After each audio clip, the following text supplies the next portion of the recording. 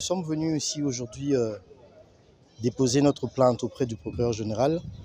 La plainte qui a été initiée à l'issue de l'Assemblée générale qui a été tenue en date du 19 novembre.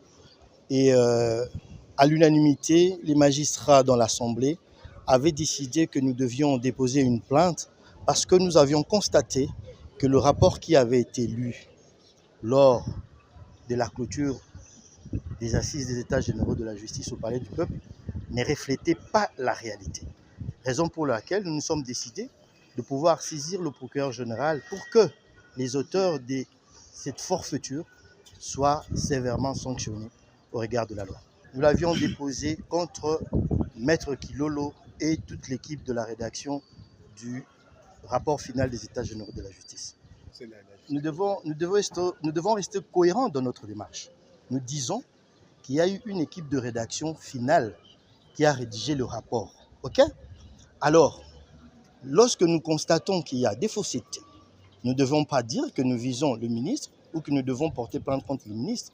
Nous portons plainte contre les auteurs de la rédaction du rapport final des États généraux. C'est bien clair dans notre plainte. Bon, la prochaine étape, je pense que nous l'avions déposée aujourd'hui. C'est le procureur général qui est le maître de l'action publique. C'est lui qui va la déclencher. Par la suite, il va nous tenir informés de la suite de la procédure. Nous sommes dans un état de droit. Vous savez que le président de la République fait de la justice son champ de bataille. Nous ne pensons pas qu'à l'heure actuelle, nous pouvons nous dire qu'il y aura des interférences politiques dès lors que nous savons que nous sommes dans un pays où la justice fonctionne normalement, quand bien même qu'on dit qu'à ce jour, elle est malade. Donc, nous ne pouvons pas être pessimistes, nous ne pouvons pas accuser nos institutions ou certains politiques pour dire qu'ils feront interférence dans la procédure qui est déclenchée. Non, nous ne le disons pas.